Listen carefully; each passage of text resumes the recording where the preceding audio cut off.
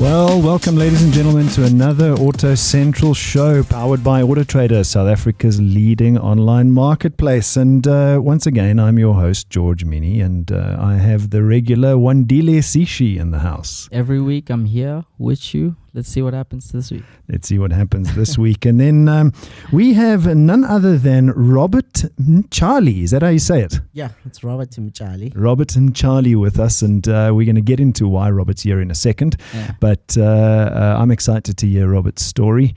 But before we get there, Wendy, you had a mishap this morning. I did. I actually, basically, my neighbor and I were reversing at the same time, and we collided together.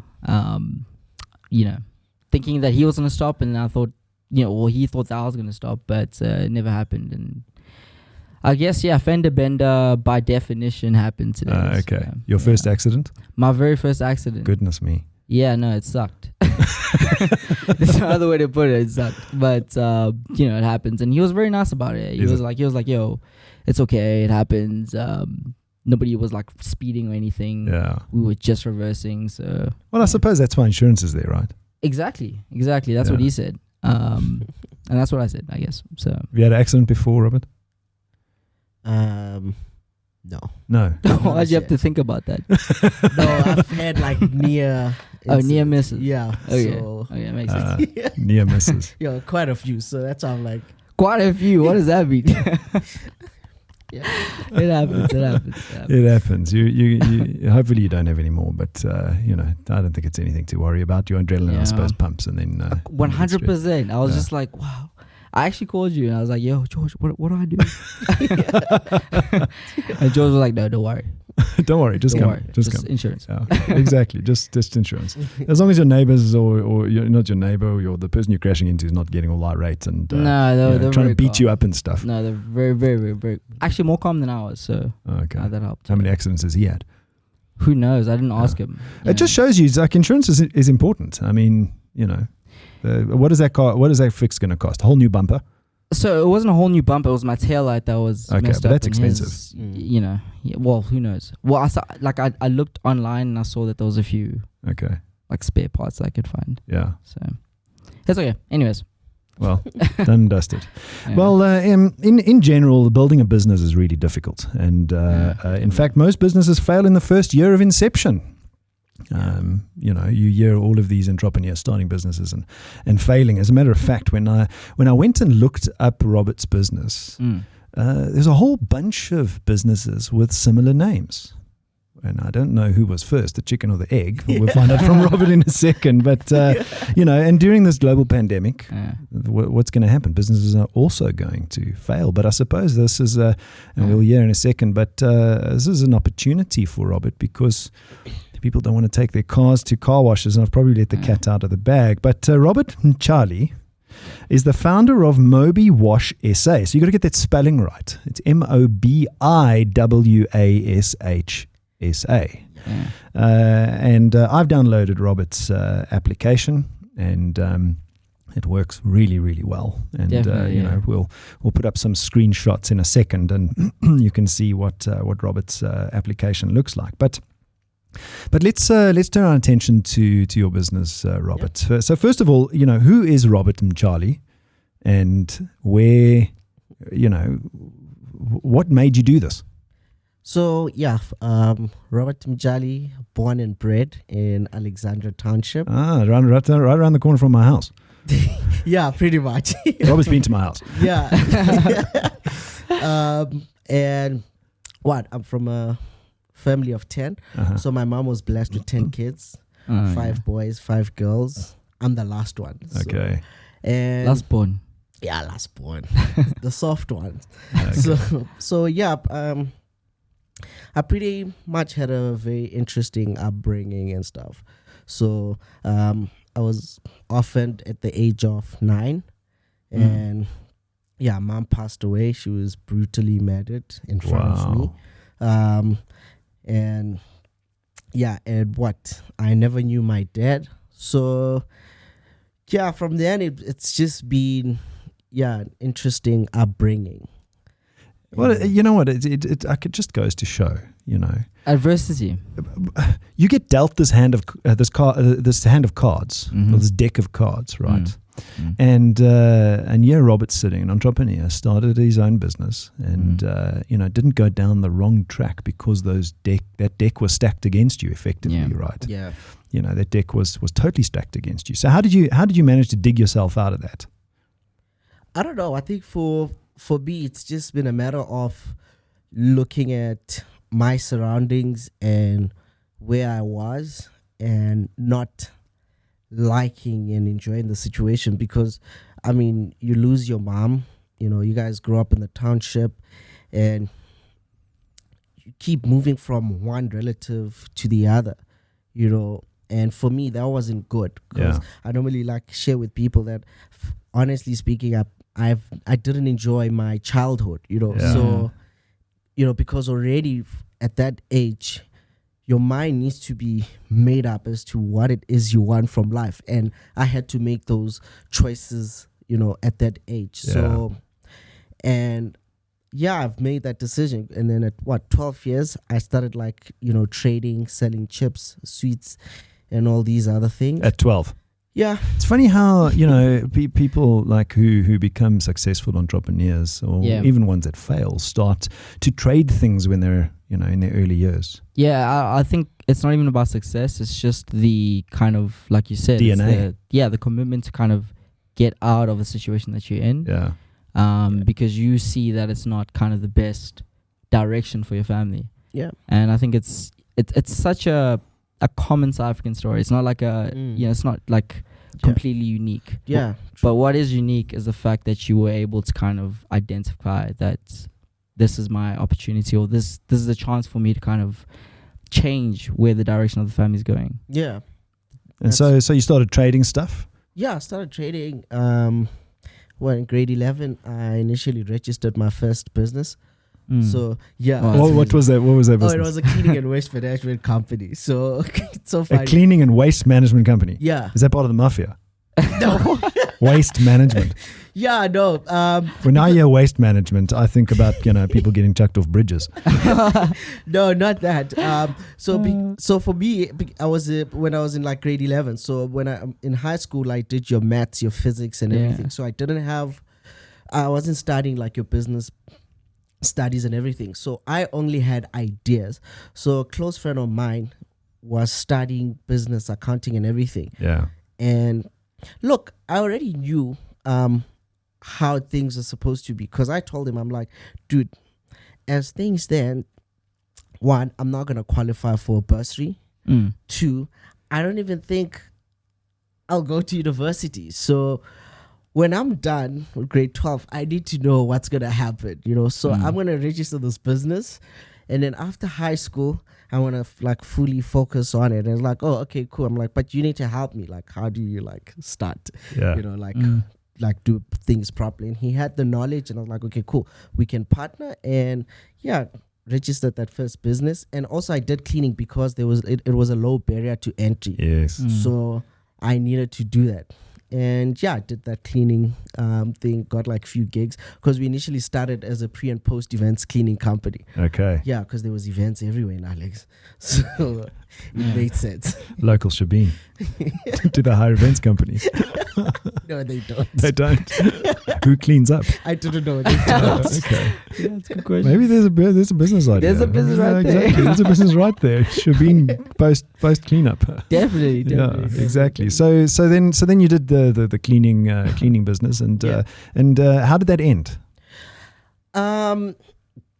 It didn't end, because if you take into consideration, MobiWash SA came from the cleaning business. Okay, so that's the link. Okay. Yeah, so because so how did you do the pivot into cleaning cars? So I needed to find all my businesses that I've been involved in, or startups that I've worked in, they all needed to be low barrier to entry, and they weren't supposed to cost me a lot of money. Yeah. So I've always looked there. So Alex, there's a lot of car washes in Alex, and for me it was just a matter of, why are there so many car washes but no one has a branded car wash? So that thing frustrated me, and I was like, this is like so frustrating, because it's because they're focused on the function, and not the brand. I mean, the final products, rather. I keep saying, the in today's internet transparency world, building a brand is probably one of the most vital things you can do. It's how you recognize, right? But that's how people identify you.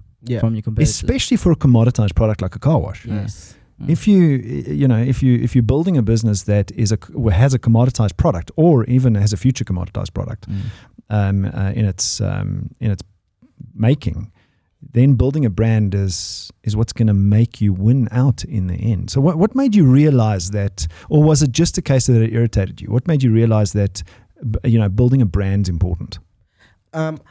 I think obviously from just being an entrepreneur and like constantly working on like businesses and being exposed to, certain like information, I then understood the importance of branding and how a lot of township entrepreneurs have such great businesses, but because they're not solely focused on like building brands. And for me, it was a matter of like, guys, you can easily like franchise these things and like have like car washes all over the township, there's a need. But for me it was like, okay, but no one is doing it. How do you want to like do it? And also just having like a structure and like being part of the noise was never part of my plan. So I was like, okay, I need to find a very cool way of doing it though. I think that's the crazy thing. Like as a young person personally, I've always wanted to do something similar to you. Not necessarily in that space, but I mean, just generally having something that I can own for myself. And it's really, really, really amazing to see that there are opportunities and people who are out there sort of pushing and making it happen. So my real question based on that is, what challenges were you kind of faced with in that process? Because I can't believe that it was easy. It must have been a very difficult task to kind of get established. We had a chat before. I mean, the idea, I had the car wash idea in 2013, and so how long was the other cleaning business going already? So that was already operating. So because I was scouted to come and join the Richard Branson School of Entrepreneurship, so I was in that space, and then getting like your entrepreneurship education and so that really helped, because they were giving us opportunities in that space. So they were giving us business. So they were like, the business was running, but while I was focusing on like making this thing work, because initially I thought I was gonna get a tender and be a multimillionaire after 6 months. And it's not that easy. That's what happens when you're 26, Wandile. That's why I work. That's why I work here. That's why I'm happy here. And then I've pretty much worked on that thing. And funny enough, when we started, we were using bicycles, and lugging all the car wash stuff around. So my concept was everything needs to fit in a bag. Literally. So that's where the whole concept came from, of just having a mobile car wash. And the opportunity for me and how I saw it working was because Alex is surrounded by all these suburbs. So I was like, okay, cool. I don't want to be part of the noise. Let me go outside. So it won't cost me a lot to you can walk to some of the places that, suburbs that are near Alex. So I was like, okay, cool. Let's get bikes and everything. That was a bad idea, by the way. Oh, wow. Why was it a bad idea? Oh, but from my place to the client's house, by the time I get there, I'm tired. Sweating. You can't even work anymore. And your brand looks like sweat. So by the time I get there, I'm like exhausted. I'm finished, So I was like, this is so not sustainable. How many cars am I going to wash? So. Are we doing this alone? Yeah, I'm alone at that time. Okay. So I'm like, I need to find ways of doing it. And also the market wasn't as receptive as they were now, as they are now. Because in 2013, people thought it was weird for you to have someone come into their house and wash their most prized possession. Yeah. You know, so it was weird. And also a boy from Alex with bikes, you know, so it's just a lot of things that you needed to work on. And that's why my focus was really on like try and build a brand, you know, brand yourself. Well, it builds trust, right? Exactly. You know, so you know somebody pitches up in a you know checkered T-shirt and jeans, and you know, well, why are you here? Where are you from? Yeah. I ordered. I'm going to give you my keys, right? Exactly. Yeah. So it's just and that really made me focus on like, you know, let me build that brand. And that's to answer your question with MobiWash and all of them being called MobiWash. It's just a matter of who's gonna own it, and I'm well on my way to owning it. I think you probably already do. Definitely. After this podcast, you're gonna. So you know, just to kind of get to the point where we describe what MobiWash does, right? So you can do a better job than what I can. So I'll just lead you into it. But MobiWash is effectively a mobile car wash. Yeah. Comes to your house, washes your car, inside and out. Yeah. How long does it take? Depending on the condition of the car, but max would be an hour 15 minutes. Okay. Max. And I mean, this concept is so appealing because the one thing I can't stand is going to a destination to wash my car, waiting in a queue, and then waiting for the car. Like 2.5 hours later, you're sitting there twiddling your thumbs, and then you always get the answer: "How long are you going to be?" "Oh no, we're almost done." They're always almost done. Yeah, almost done. Yeah, it's like, it's a funny story. It's like you know, South African now. Basically, when are you coming? No. When's exactly. Yeah. It's funny story because recently I had my anniversary. Okay. And the gift that congrats. Thank you. Congrats.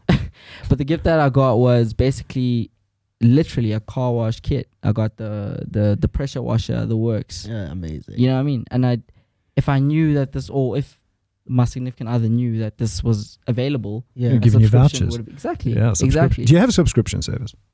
I was telling him about it. Yeah. And also on the app, you can gift someone a cash voucher. Oh man, you gave me too late. So if you get the brand new app, you'll see you can give someone a voucher. Lovely. On that note, though, so you definitely obviously had to pivot into the digital space. Yeah. How did that?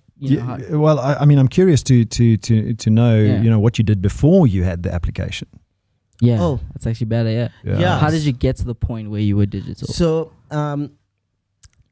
I initially first I had flyers, so I went door to door giving out flyers with my phone number, obviously. And did you get a lot of conversion through that? No. Flyers don't work, people. Not anymore. Not anymore? Don't stand at the robot and hand out flyers. It's so irritating. Carry on. Yeah, that's true. It is. I can't stand it. Yeah, I don't think I've taken a flyer in the last. I've never. I'm not opening my window for anybody. Yeah, we've done it again. So yeah. Does it work? Oh, this time around it worked. Oh, did it? Yeah. Maybe because of the brand. Exactly. So this time around, brand, and also because this time we were properly branded, and so we've put more effort into the brand. Yeah. So and then I had like flyers didn't work, and then when WhatsApp started like gaining traction, and it's funny how many businesses have gone through the WhatsApp stage, eh? Yeah, and crazy. Also for me, it was just a matter of like, okay, cool. Now just test this thing out, right? Allow people to book through WhatsApp. So before they had this WhatsApp for business where someone sends you a message and it goes, "Hi, we are currently unavailable, blah, blah, blah. We'll be in touch with you." I already had a message copied. So when someone sends me a message, so I had like 2 WhatsApp. You just copy paste. Yeah, I copy and paste. So he's the one who started WhatsApp business. So I like copied and paste the message, welcome to MobiWash essay. And then no. Did you get excited when you got like the first couple of messages? Yeah, exactly. Yeah. 100%. Where did they come from? The flyers? Yeah, so from flyers, and then I initially told some of my friends and family to like post I created a digital flyer that share on your Facebook statuses and everywhere, and then they started doing that, and then I started getting requests, and then there was more and more people coming through, and I was like, okay, cool. Now this works now. So I'm getting like gaining traction and everything. And then I had a car. So I was using like, my car to go there. And I figured that, okay, using a car is not sustainable for my business. So, and then. So what did you do afterwards then? Oh, I then got like investment to go purchase a tuk-tuk. Oh, okay. Oh, Yeah, okay. I've seen his tuk-tuk. It's a big tuk-tuk, that. Yeah. It's like, I didn't know you get a supersized tuk-tuk. No, it's a double tuk-tuk, guys. Looks big. Yeah, so it's a 3-wheeler. So, Okay. but yeah, after that, Is that thing allowed on the highway? yes, Is it? yeah, Okay. 150 cc. Oh, wow. Okay. Yeah. Sorry, carry on. That's fine. Yeah, but so after that, and then I started like having a chat with like a few developers and stuff, and they were like all charging me so much money. Oh, that's a big bit of black hole of money. You've got to be so careful. Did you get your fingers burnt initially? Oh no, not even. No. I initially, like, what I did was, hey, look, you have 100% of nothing. Just split the equity. Get someone that's gonna build the app for you. Give them equity onto the business, and then you guys will share the profits. Lovely. And then I did that, and then he built the first platform that we had, and then when we started, obviously the business is still slow. We're still trying to gain more clients and everything, and he thought it wasn't worth his time anymore. It's like, okay, cool, I'm out, dude. Yeah. But he was such a cool guy. He gave me like the code and everything. Okay. Like, you'll just continue running your business, but only if you allow me to build the exact same thing for other people. Okay. So if anybody's listening to this and you have application coding skills, get in touch with Robert. Are you looking for resource? Yeah. Yeah. I'm always looking for resource. Yeah. Get in touch with Robert. He's not going to give you equity, but you know. But how did digital change your business? Because I think a lot of people are still sort of transitioning into the digital space. For somebody who's kind of built a business and sustained it during the global pandemic, how has digital kind of assisted you in that management and ensuring that the business is still sustainable? I think it pretty much made life easier, and most especially taking into consideration what we want to do, you know, as a business.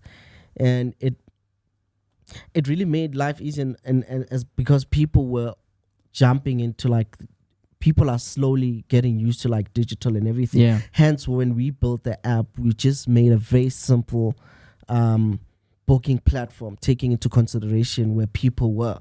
So we didn't want to complicate it and have all these added extra features. You just go into the app, put your location, put your time, choose a vehicle, package, and then boom, you're done in less than a minute. So that's why we were like, we had that consumer in mind when we were building that thing. And how soon does it, like, how long does it take for you to click booking to my car's clean? It then depends on how busy we are and if we have teams near you. So, but look, most of our clients can attest to this. We've literally, like, if you can make a booking now, we are pretty much there in like an hour or two. Lovely. To respond. Yeah. So how's the business grown since then? I mean, how many people have you got employed? We have 7 guys that are part of the team. Operating in which areas? So we're currently available in 12 locations. So Norwood, Bryanston, Fourways, Johannesburg, Randburg, East and North. And Greenstone and Edenvale, because we live there. Yeah, exactly. In Darkland. Standard. Exactly. Standard operating procedure. And I mean, how fast is the business growing? Are you finding that the global pandemic has helped your business, or has it hurt it like many other businesses?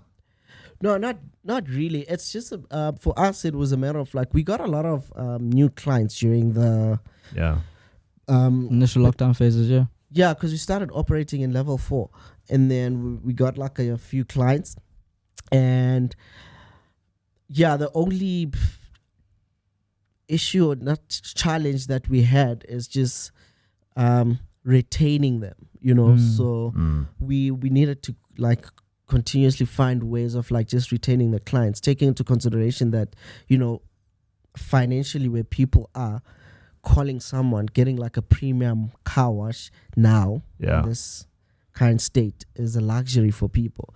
So they are other, alternatives or, substitutes. I can go stand in a queue. Yeah. Or do it yourself like Wandile. Yeah, that's me now. So I think that's the only challenge, because we've been trying to find ways of how, we've even dropped our prices that, if we can wash your car, just to retain those customers. Like, as long as we are able to pay the guys, we're able to put petrol, in the tuk-tuk. Yeah, and just make sure that the business is still operating. Yeah. But we still have the client, because we firmly believe that, things are not going to be like this forever. And this is the future, basically. That's where, the car wash is going. So, to fit in, how do you keep the client's car safe? Because washing a car is washing a car. But what have you changed to make people feel like they're not going to get into their safe zone in their car and pick up the virus? So we've literally followed all the protocols. Yeah, exactly. So our guys will never pitch up in your premises without masks. They sanitize before and after, and themselves or the car. Sanitize themselves, and then we make sure that the chemicals we use, they all kill bacteria and everything. Okay. So we've pretty much taken the health aspect seriously now. So. Yeah. Well, when you guys were in in my where I live, they were super careful. They got out of the tuk-tuk in their masks, and I chatted to Robert as I was driving out of the estate, and all your guys were wearing masks and doing all the right things. So that's brilliant, and I think a bit, more people need to think about operating businesses the way you have thought about it, because building a brand is important. I suppose, we've got to start wrapping up in a few minutes, but if you had to do it all again, what would you do differently? Yeah, please. Tell all the kids. What would you do differently? I don't think I'd do anything different. You know why? Because I don't think I've done anything wrong. Okay. It's just a matter of me getting more, access to funds, because I think we need to be more visible in more, people's faces. But honestly speaking, I personally don't think we're doing anything wrong. And take into consideration that, look, it's a new service. There's a lot of education that still needs to be done. Yeah. So far, I haven't. I'm not doing anything wrong. So one of the biggest things that I've seen with friends and people that I know when they start a business is they have a great business plan. They have business cards. They have everything. It looks good. A shiny website. It's great, but they don't have a customer.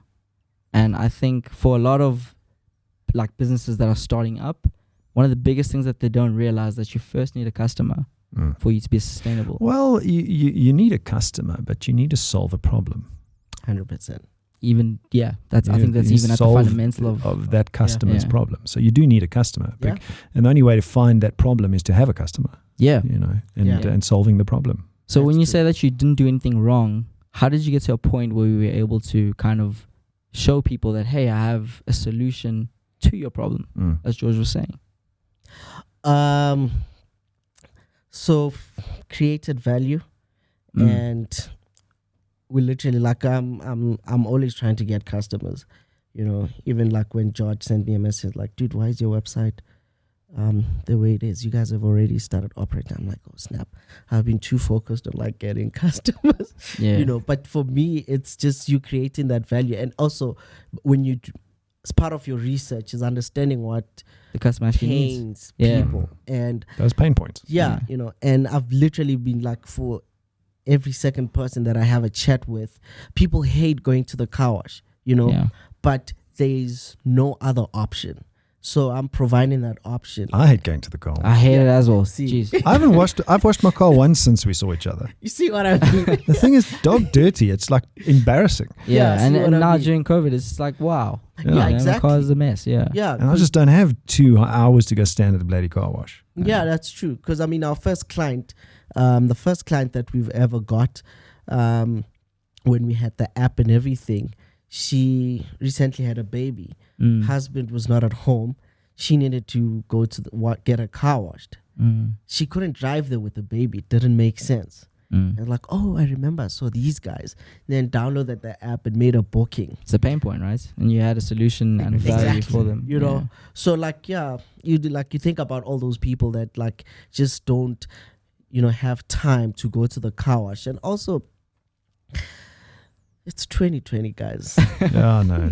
Sit at home. There's Get easier your car washed ways to properly. do things. Yeah, Exactly. Well, we're kind of out of time, and that was Robert Mtshali from or founder and CEO of MobiWash SA. Get the spelling right, MobiWashSA, and that's been incredible, Robert. I hope your business grows from strength to strength, and you make those millions because create value in the world. You got to get value back. Yeah. So, any final thoughts, Wandile? Well, I think it's the first step, right? Like this is not the end game, but I really just wish you the best. Yeah, thanks. And it's super inspiring just for me and I think for a lot of people. So keep pushing. Thank you so much.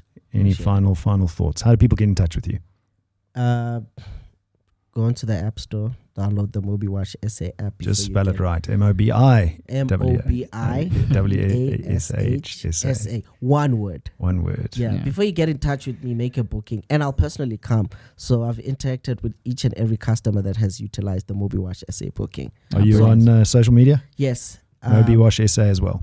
MobiWash SA on all social media platforms. So it's not hard to get hold of Robert and MobiWash. Yeah. Just don't kidnap me.